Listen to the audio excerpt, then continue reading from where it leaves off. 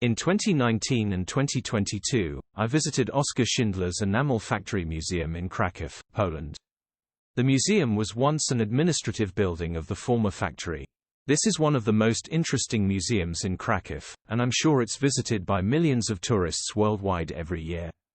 The exhibition stimulates your hearing and sight, bringing you closer to the history of Kraków during the wartime occupation. During World War II, the German industrialist Oskar Schindler became its owner.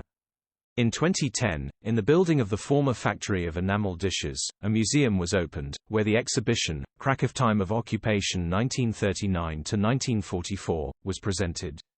The exhibition perfectly presents Kraków during World War II thanks to the preserved documents, photos and eyewitness accounts. It shows the various phases of the Nazi occupation of Kraków, as well as the fate of the inhabitants of this multicultural city. The museum exhibition has been prepared on 2 floors of the building. Each room has been arranged differently and refers to various war events of the city and its inhabitants.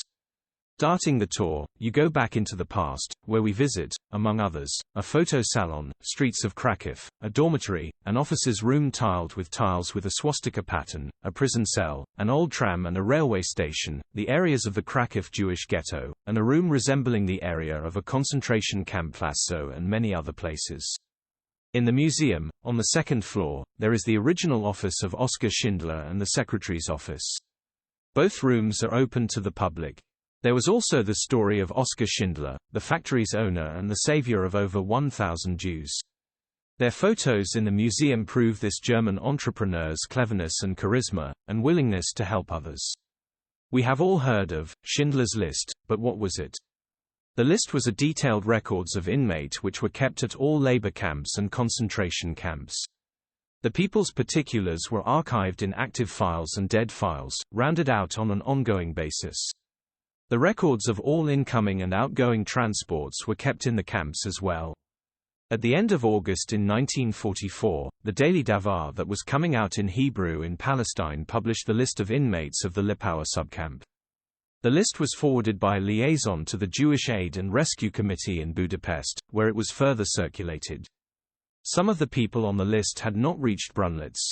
Yet another, Schindler's List, was compiled presumably in mid-October 1944, when the decision was made to send Jewish workers at Amalia to Brunlitz. The list of the names was made at the office of SS Hauptscharführer Franz Müller, the deputy camp commandant responsible for the matters related to the exploitation of workforce. The list was to include the total of 1,000 names, 700 men and 300 women. At that time, following the selection at the camp on Lipowa Street, several hundred people worked at Amalia. Evidently on Schindler's order, the names of their relatives detained at the Plazo camp were put on the list as well, regardless of their age, health and skills. The names of several dozens of workers from Madrich's clothing firm were also added to the list. The list was compiled by several people. One of them, OD man Marcel Goldberg, brought disgrace on himself by adding his protégés to the list in return for considerable sums, often in place of other names he would cross out from it. It is highly probable that the above list has not survived to this day. However, 2 other lists of Schindler's Jews are still in existence. The first one was compiled at Quai Gross Rosen on October 21, 1944. It contains first and last names of the 700 Jews that were to be sent to the camp in Brunlitz. The other list was ordered by the central authorities at Quai Gross Rosen on April 18, 1945. It contains 1,200 names, since it covers all inmates at the Brunlitz camp, including the Jews from the camp in Golezow and from other liquidated camps who came there.